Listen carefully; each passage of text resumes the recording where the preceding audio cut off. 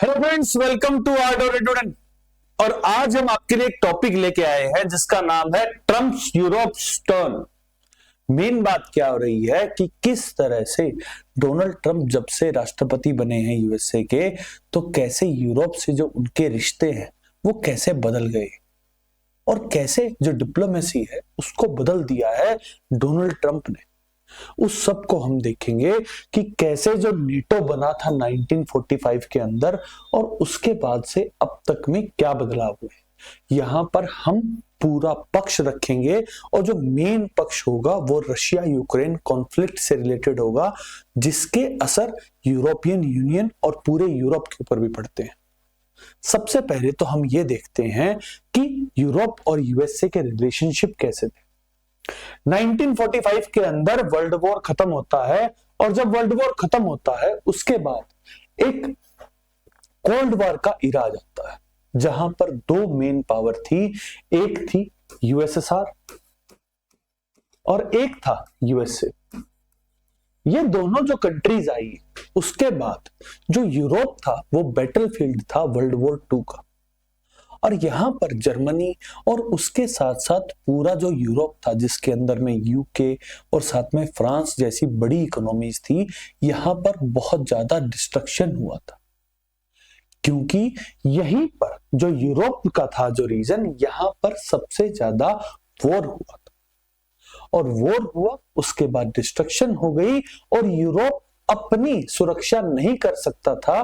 तो इसीलिए 1945 के अंदर जो उस समय पर सेक्रेटरी ऑफ स्टेट होते थे, जो जिस तरह से लगा लीजिए कि फॉरेन मिनिस्टर होते थे, मार्शल जी, वो एक प्लान लेकर आए और उस प्लान के अंदर ये कहा गया कि एक ऑर्गेनाइजेशन बनेगा जिसका नाम होगा NATO, North Atlantic Treaty Organization. और जहां पर यह कहा गया कि जो नेटो का मेंबर होगा वो यूरोप की, वो यूएसए की अम्ब्रेला के अंदर आ जाएगा।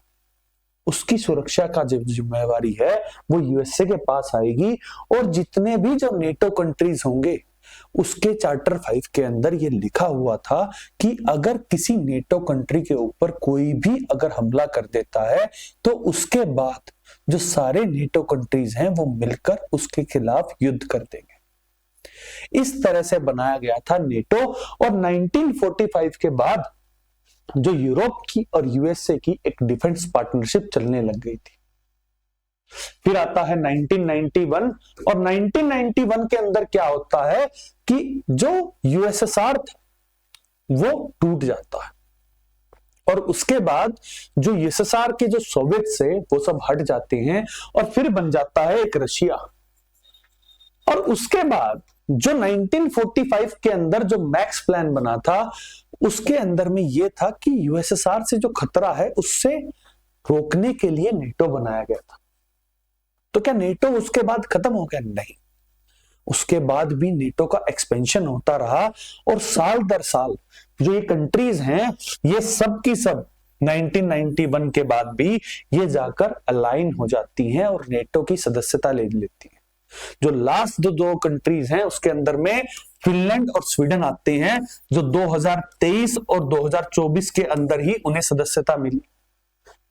अब आप देखिए कि रशिया की जो बाउंड्री है उसके पास पास में अगर नेटो कंट्रीज हो जाएंगी तो उस वजह से रशिया को ये लगा कि नेटो उसकी सॉवरेनिटी को खतरा आ जाता है।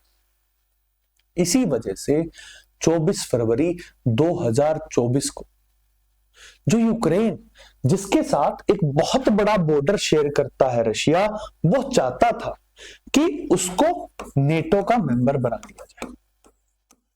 तो यूक्रेन नेटो का मेंबर क्यों बनना चाहता था, इसके पीछे 2014 आता है और 2014 के अंदर यहां पर एक छोटा सा एरिया है जिसका नाम है क्रीमिया। ये जो क्रीमिया है ये एक बहुत इंपॉर्टेंट रीजन था और यहां पर एक लीज दे रखी थी यूक्रेन ने कि जो क्रीमिया है उसको रशिया चलाएगा। और रशिया जो अपने आप में एक बहुत बड़ा कंट्री है, वहां पर एक बहुत बड़ी समस्या ये है कि उसके पास जो पोर्ट्स है वो ठंड के टाइम पर सारे के सारे बंद हो जाते हैं और यहां पर जो क्रीमिया है इससे वो अपना व्यापार करता था। तो यहां पर यूक्रेन ने यह कहा कि हम जो क्रीमिया की जो लीज थी उसको खत्म कर देंगे, तो इसीलिए 2014 के अंदर जो क्रीमिया है उसको एनेक्स कर लेता है रशिया और उसे अपना पार्ट बना लेता है। उसके बाद यूक्रेन को लगता है कि अगर क्रीमिया को हथिया लिया है तो कल को यूक्रेन को भी हथिया सकता है, और इसीलिए जो नेटो है उसको ज्वाइन करना चाहता था यूक्रेन। और यही मेन पटकथा थी जिस पटकथा की वजह से जो रशिया यूक्रेन का जो कॉन्फ्लिक्ट है वो चालू हुआ। कब शुरू हुआ? 24 फरवरी 2022 को। 2022 को जो रशिया यूक्रेन कॉन्फ्लिक्ट जो है वो शुरू हो गया, और उस टाइम पर जो प्रेसिडेंट थे वो थे जो बाइडेन, उससे पहले थे डोनाल्ड ट्रंप। और डोनाल्ड ट्रंप जब 2017 से लेके 2021 तक जब प्रेसिडेंट थे तब भी यूक्रेन ये चाहता था कि उनको नेटो का मेंबर बना लेना चाहिए, और डोनाल्ड ट्रंप ने रिजेक्ट कर दिया था कि यूक्रेन के साथ हम कभी भी जो नेटो पार्टनरशिप है वो नहीं करेंगे। और उसके बाद जो बाइडेन आते हैं, और जो बाइडेन से रशिया को ये लगता है कि शायद यूक्रेन को नेटो की मेंबरशिप दे सकते हैं जो बाइडेन, तो इसीलिए 24 फरवरी 2022 को एक कॉन्फ्लिक्ट स्टार्ट हो जाता है रशिया और यूक्रेन के बीच में, जहां पर जो रशिया है वो दो रीजन, खुश्क, कुदस्क और डोनबास, इन दो रीजन को अक्वायर कर लेता है, और यहां पर रेफरेंडम कराकर पहले उन्हें इंडिपेंडेंट स्टेट घोषित कर देता है, और उसके बाद वो जो दो स्टेट हैं वो रशिया के अंदर मिल जाते हैं। ये जो ईस्टर्न पार्ट ऑफ यूक्रेन था, यहां पर रशियन स्पीकिंग लोग ज्यादा थे, तो इसीलिए जो रेफरेंडम है वो इजीली हो गया, और सबको ये लगा था कि रशिया यूक्रेन कॉन्फ्लिक्ट है जहां पर रशिया एक सुपर पावर है, वो यूक्रेन को जल्दी से हटा देगी, और रशिया का जीतना तय माना जा रहा था। लेकिन यहां पर जो यूएसए और जो यूरोप है, वो दोनों की दोनों कंट्रीज, यूरोपियन यूनियन, वो दोनों की दोनों यूक्रेन के समर्थन में आई, और जो बाइडेन जो उस समय पर राष्ट्रपति थे, उन्होंने बहुत ज्यादा सैंक्शंस लगा दिए थे रशिया के ऊपर, और जो मिलिट्री एड है वो देने लग गए थे यूक्रेन को। उस टाइम पर जो बाइडेन ने यह कहा था कि हम पूरी तरह से मदद करेंगे यूक्रेन की, क्योंकि यूक्रेन जो है वो एक डेमोक्रेटिकली इलेक्टेड गवर्नमेंट है, वहां पर एक डेमोक्रेटिक कंट्री है, और जो रशिया है वो व्लादिमीर पुतिन की तरह जब से प्रेसिडेंट बने हैं वो एक डिक्टेटरशिप की तरफ जा रहा है, और उनकी मोरल रिस्पॉन्सिबिलिटी बनती है। इस तरह से उन्होंने 2022 के अंदर सैंक्शंस लगाने शुरू किए, और जो मिलिट्री एड है, जो अब तक लगभग ये कहा जाता है कि $300 बिलियन की जो मिलिट्री एड है वो दी जा चुकी है यूक्रेन को। इसके अंदर में यूएसए और यूरोपियन यूनियन के जो मेन इकोनॉमीज है, जिसके अंदर में यूनाइटेड किंगडम, जर्मनी, फ्रांस, ये सब आते हैं। और जो यूरोपियन यूनियन है उसने अपनी इकोनॉमी को भी बहुत ज्यादा सफर किया, क्योंकि जो रशिया है वो बहुत ज्यादा नेचुरल गैस का सप्लाई करता था पूरी यूरोप को, और उन्होंने ये कहा कि हम यूरोप से जो गैस है वो लेना बंद कर देंगे। और इस सडन शिफ्ट की वजह से जो पूरी यूरोपियन यूनियन है और जो उनकी इकोनॉमी है वो भी चरमरा गई।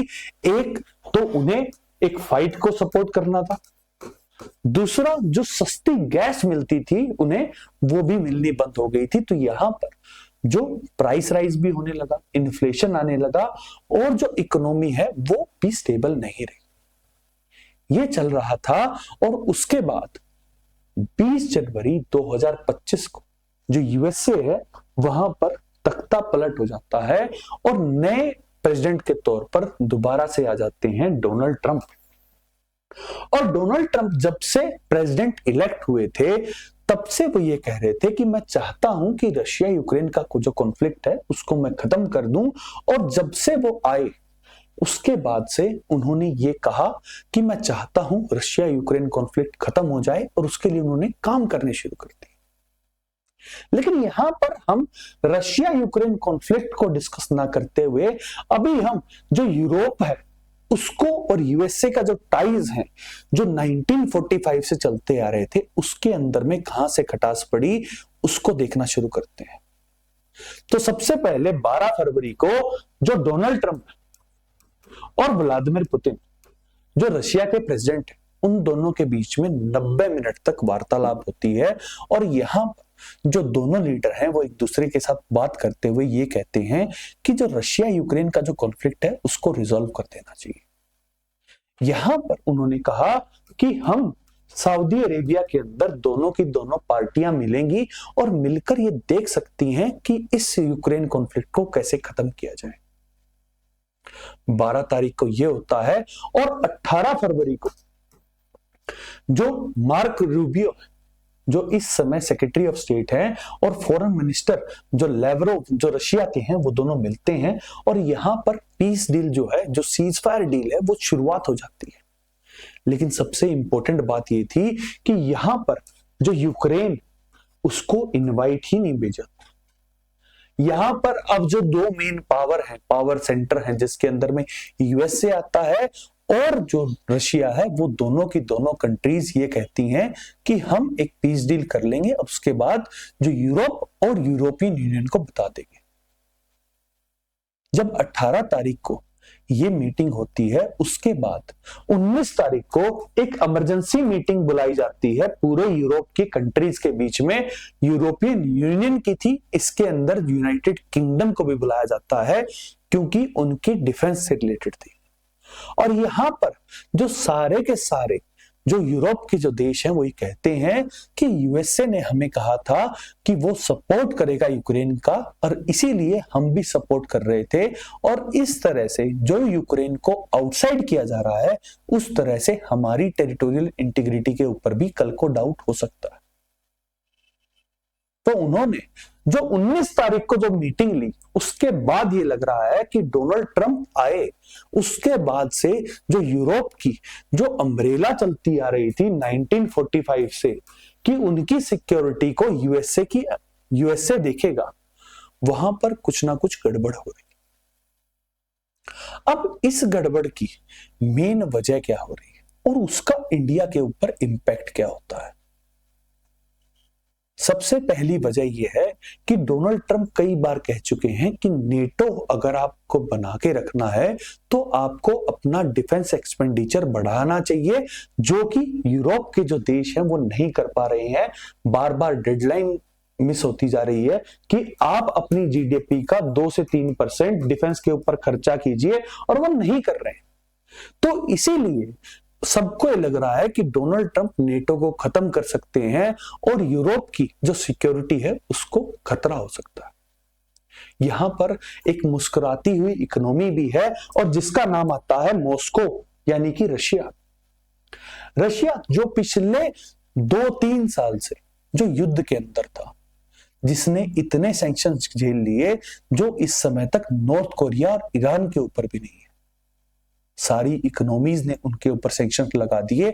उसके बाद अब जब डोनाल्ड ट्रंप की और व्लादिमीर पुतिन की अब रियाद के अंदर बातचीत शुरू हो चुकी है इस समय फॉरेन मिनिस्टर्स के लेवल पर, तो अगर पीस डील होती है और यहां पर जो डिफेंस मिनिस्टर हैं यूएसए के, उन्होंने ये कह दिया यूक्रेन में जाकर कि हम अभी भी जो अगर यूक्रेन ये चाहता है कि 2014 का जो मैप था यूक्रेन का उसको दोबारा ले लिया जाए, ऐसा नहीं हो सकता है और जो नेटो की मेंबरशिप है वो यूक्रेन को नहीं मिलेगी। ये जो दो बातें हैं ये मॉस्को के लिए बहुत अच्छी खबरें हैं, क्योंकि अब जो मेन टारगेट था जिस वजह से ये युद्ध शुरू हुआ था वो फुलफिल हो रहा है रशिया का। ना तो यूक्रेन नेटो का मेंबर बनेगा और जो रीजन जो डोनेट्स्क और कुश्क और इससे पहले जो क्रीमिया का रीजन है वो कंप्लीटली अब रशिया का पार्ट हो जाएगा और आउटकम में जो व्लादिमीर पुतिन है वो ये कह सकेंगे कि मैंने युद्ध लड़ा और युद्ध के अंदर मैं जीत के आया हूं कुछ रीजन को। बट यहां पर जो पूरी यूरोप है और यूरोप की जो मेजर इकोनॉमीज हैं वो अब डर में है। व्लादिमीर जेलेंस्की जो यूक्रेन के प्रेसिडेंट हैं, उन्होंने भी ये कहा है कि पूरी की पूरी यूरोपियन यूनियन और जो यूरोप के जो देश हैं उन सबको साथ में मिलकर एक नई आर्मी बनानी चाहिए, क्योंकि जो अब यूक्रेन के साथ हो रहा है कल को जो रशिया है वो बाकी नेबरिंग कंट्रीज के साथ भी कर सकता है, और इस तरह से जो सिक्योरिटी पहले नेटो प्रोवाइड करता था, यानी कि जो यूएसए प्रोवाइड करता था, अब जाकर वो खत्म हो सकता है। ये था डोनाल्ड ट्रंप का और यूरोप का जो टर्न हुआ। अब इस टर्न के अंदर हम इंडिया का पर्सपेक्टिव भी देखते हैं। इंडिया का पर्सपेक्टिव क्या है? सबसे पहली बात यह आती है कि इंडिया ने हमेशा से ये कहा है कि ये जो इरा है, और प्राइम मिनिस्टर मोदी जब रशिया गए और जो यूक्रेन गए, तब उन्होंने ये कहा कि ये जो इरा है ये पीस का इरा है, यहां पर कोई वार नहीं होना चाहिए। इंडिया का हमेशा से ये स्टांस रहा है कि हम कभी भी कोई कॉन्फ्लिक्ट नहीं चाहते। दूसरी बात यह आ जाती है कि रशिया के साथ जो हमारे जो टाइज हैं वो अभी भी बहुत ज्यादा स्ट्रॉन्ग है, और स्ट्रॉन्ग इस लेवल पे है कि हमारे बायलैटरल टाइज भी स्ट्रॉन्ग है, और इसके साथ साथ 3 ऐसी इंपॉर्टेंट फर्म है जहां पर रशिया हमारा भागीदार है, जिसके अंदर में ब्रिक्स आती है, एससीओ आता है, और जो हमारा RICA ग्रुप है जिसके अंदर में रशिया, इंडिया, चाइना है। इन सब ग्रुप के अंदर हम रशिया के साथ अभी भी बातचीत करते हैं। इसके बाद जो हमारे प्राइम मिनिस्टर मोदी जब कीव गए थे, तब उन्होंने ये भी कहा था कि यूक्रेन की जो रीडेवलपमेंट चाहिएगा वहां पर इंडिया सपोर्ट करेगा।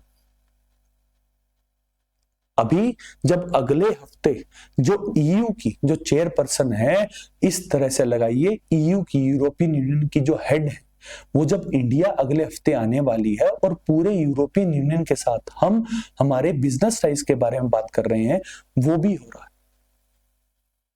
लेकिन यहां पर हमें सबसे इंपॉर्टेंट बात यह देखनी चाहिए कि हम अभी यूरोपियन यूनियन के साथ जो हो रहा है उसको अपने तौर पर भी देखें, और हम भी हमारे पड़ोसी देशों के साथ अपना जो समन्वय है वो इस तरह से बना के रखें कि वो हमें काउंटर ना कर सके, और स्पेशली चाइना, क्योंकि चाइना के लिए जो इंडिया है वो एक कॉम्पिटिटर है और मेन मार्केट भी है। जिस तरह से गलवान का इंसिडेंट हुआ 2020 में और 2024 में जाकर जो सॉल्व हुआ है, क्योंकि इंडिया स्टिफ था, मिलिटरीली पावरफुल था, उसी तरह से जैसे अब यूरोपियन यूनियन को ये लगता है कि यूएसए से हम दूर जा रहे हैं, तो हमें हमारी मिलिट्री स्ट्रॉन्ग करनी चाहिए। इसी तरह से इंडिया को भी अपना जो डिफेंस एक्सपेंडिचर और उसके साथ साथ जो डिफेंस है उसके ऊपर में और काम करना चाहिए। आई गेस अब आपको ये समझ में आ गया होगा कि किस तरह से जो यूरोप की जो यूएसए से दूरी होती जा रही है वो आपको समझ में आ गई होगी। That's all for today. Thank you very much and please subscribe to our. Thank you.